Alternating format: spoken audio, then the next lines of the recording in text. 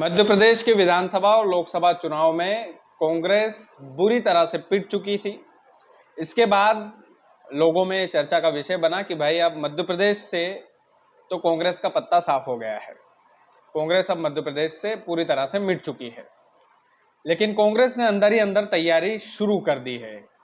अब वो तैयारी क्या है और क्या कांग्रेस उस तैयारी से आने वाले उपचुनाव में कुछ कमाल कर पाएगी, इस पर हम चर्चा करेंगे। मैं याद दिलाना चाहता हूं आपको 2019, जब केंद्र में पूरी तरह से भाजपा की लहर थी और बीजेपी में इतना कॉन्फिडेंस था कि 2019 के बाद जब ये वाले चुनाव हुए तो इसमें उन्होंने 400 पार का नारा दिया था। 2019 में बीजेपी का कोई भी नेता मंच पर चढ़ता तो बस यही बोलता कि कांग्रेस मुक्त भारत बनाना है, कांग्रेस मुक्त भारत। लेकिन जनता ने विपक्ष की भूमिका को समझा और केंद्र में जिस तरह से इंडिया गठबंधन को उन्होंने मत देकर के जिताया है, एक मजबूत विपक्ष की भूमिका को जो देश की संसद भवन में खड़ा किया है, जनता ने एक बार फिर बता दिया कि किसी भी नेता का, किसी भी सरकार का घमंड कभी भी चूर चूर हो सकता है। तो मध्य प्रदेश की भी यही कहानी है।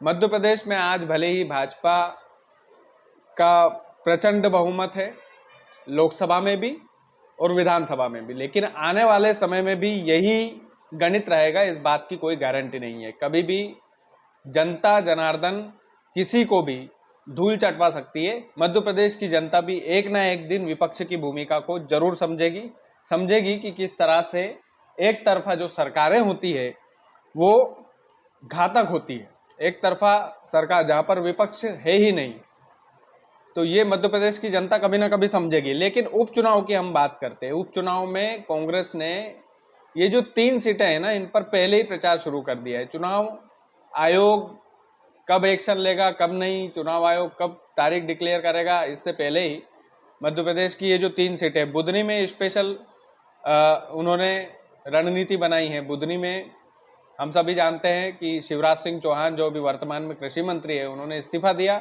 उसके बाद से ही अंदर बुधनी की सीट को हथियाने के लिए कांग्रेस ने तैयारी कर दिया। वो कितना कामयाब हो पाते हैं, कितना नहीं, जनता को कितना समझा पाते हैं, लाडली बहनों को कितना समझा पाते हैं, ये तो कांग्रेस के हाथ में है। और कांग्रेस को मजबूत रणनीति बुधनी के लिए स्पेशल बनानी पड़ेगी। लेकिन विजयपुर, हम सभी जानते हैं कि विजयपुर के जो विधायक है रामनिवास रावत, उन्होंने बीजेपी की सदस्यता ली है। वो कांग्रेस से विधायक थे।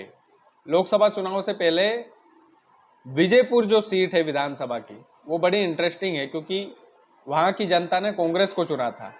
अब वो कांग्रेस को चुना था कि रामनिवास रावत को चुना था, ये आने वाला उपचुनाव का नतीजा बता देगा। लेकिन कांग्रेस ने अंदर ही अंदर तैयारी शुरू कर दी है कि भैया एक बार फिर हाथ के पंजे पर ही विश्वास विजयपुर की जो जनता है वो जताएगी। एक बीना में भी कांग्रेस, बीना में भी जो है विधायक निर्मला सप्रे थी और इन्होंने भी भाजपा का दामन थामा था। यहाँ पर भी बीना में भी उपचुनाव होने हैं और कांग्रेस को बड़ा कॉन्फिडेंस है कि भाई यहाँ से भी हम कुछ बेहतर करेंगे।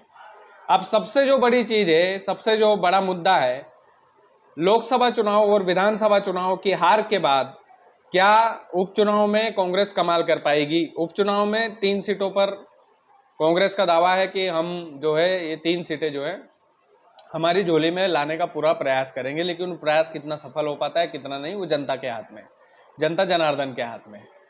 लेकिन सबसे सटीक जो बात है वो यही है कि मध्य प्रदेश की जनता, इससे पहले यूपी की बात अगर हम करें तो यूपी में भी भगवा में था सब कुछ। योगी आदित्यनाथ का राज था, 72 सीटें पूरी लोकसभा की यूपी की थी, केवल 8 सीटें विपक्ष के पास थी।